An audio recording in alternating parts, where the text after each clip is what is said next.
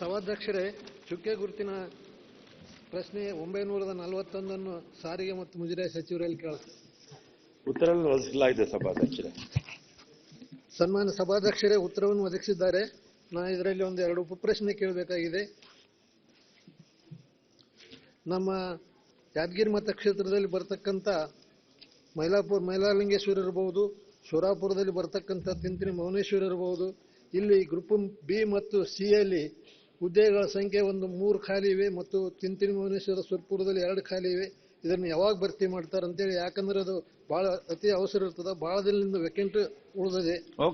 ಆಮೇಲೆ ಇನ್ನೊಂದು ಅನುಬಂಧ 2ರಲ್ಲಿ ಜೀರ್ಣೋದ್ಧಾರ ಸಲುವಾಗಿ ಕೊಟ್ಟಂತ ದುಡ್ಡು ಕೆಲವು ಕಡೆ ಯೂಸ್ ಮಾಡಲಾರ್ದು ಹಾಗೆ ಉಳಿದಿದೆ. ತಹಸೀಲ್ದಾರದ್ದು ನೋಡ್ಕೊಂಡು ನಾವು ತಿಳಿಸ್ತು ಅಂತ ಹೇಳ್ಯಾರ.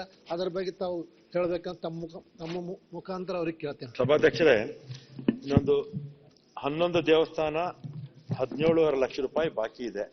ಅವರು ಇದು ಕಳಿಸ್ತಾರೆ, ಎಸ್ಟಿಮೇಟ್ ಮಾಡಿ ಕಳಿಸ್ತಾರೆ. ಇಮಿಡಿಯೇಟ್ ಆಗಿ ಅದನ್ನ ಜಿಲ್ಲಾಧಿಕಾರಿಗಳೇ ಕೊಡ್ತಾರೆ. ಮತ್ತೆ 2-3 ದೇವಸ್ಥಾನದಲ್ಲಿ ರಿಕ್ರೂಟ್ಮೆಂಟ್ ಆಗ್ಬೇಕು ಅಂತ ಹೇಳಿದ್ದಾರೆ. ಪ್ರಪೋಸಲ್ ಕಳಿಸಿದ್ರೆ ತಕ್ಷಣ ಮಾಡಿ ಕಳಿಸ್ತೀವಿ ಸಭಾಧ್ಯಕ್ಷ. ಮಾನ್ಯ ಮಂತ್ರಿಗಳೇ, ಕಿರಣ್ ಕುಮಾರ್ ಕೊಡ್ಗಿ ಕೇವಲ ಅವ್ರನ್ನ ಕಿರಣ್ ಕುಮಾರ್ ಕೊಡ್ಗಿ ಸರ್ ಒಂದು ಆ ದೇವಸ್ಥಾನ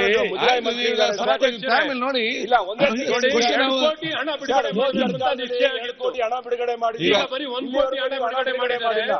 ಅರ್ಧ ಕೆಲಸ ಆಗಿದೆ, ಇನ್ನು ಅರ್ಧ ಮುಗಿಸ್ಲಿಲ್ಲ ಅಂದ್ರೆ ಹೇಗೆ ಪೂರ್ತಿ ಆಗುತ್ತೆ? ಕಿರಣ್ ಕುಮಾರ್ ಕೊಡ್ಗಿ ಅರ್ಧದಲ್ಲೇ ನಿಂತೋಗಿದ್ರೆ ನಿಂತೋಗಿರೋ ಕೆಲಸವನ್ನ ಸಂಪೂರ್ಣ ಆಗ್ಬೇಕಾಗಿದೆ. ಸಭಾಧ್ಯಕ್ಷರ ಮೂಲಕ ಸನ್ಮಾನ್ಯ ಸಚಿವರ ಗಮನ ಸೆಳೆಯಕ್ಕೆ ಇಷ್ಟಪಡ್ತೀವಿ. ಸುರೇಶ್ ಗೌಡ್ರೆ, ಕ್ವಶನ್ ಯಾರೇ ಕೇಳಿದ್ರು, ನೀವು ಯಾರ ಬಗ್ಗೆ ಮಾತಾಡೋದು? ಕ್ವಶನ್ ಕೇಳ್ದಲ್ಲಿ ಬಾಕಿ ಅಲ್ಲ, ಅರ್ಧ ಕೆಲಸ ಆಗಿದೆ ದೇವಸ್ಥಾನ. ಆಯ್ತು, ಕಾಲಿಂಗ್ ಅಟೆನ್ಷನ್ ಹಾಕಿ ಇನ್ನೊಂದು 0 ಅವ್ರಿಗೆ ಹೇಳಿ ಉತ್ತರ ಬಯಸ್ತೀವಿ. ಆಯ್ತು, ನೆಕ್ಸ್ಟ್ ಕೊಡ್ತಾರೆ ಅವ್ರ ಉತ್ತರ. ಅವ್ ಏನೇ ಉತ್ತರ, ನೀವು ಕ್ವಶನ್ ಕೇಳಿಲ್ಲ. ಈಗ ಇನ್ಸ್ಟಾಂಟ್ ಕ್ವಶನ್, ಫಾಸ್ಟ್ ಫುಡ್ ಆಯ್ತು, ರೆಸ್ಟೋರೆಂಟ್ ಅರ್ಜೆಂಟ್ ಕೊಡ್ಲಿಕ್ಕೆ ಕೊಡ್ಗೆ ಅವ್ರು ಕೊಡ್ತಾರೆ. ಕೊಡ್ಗೆ ಅವ್ರೆ ಮಾತಾಡಿ.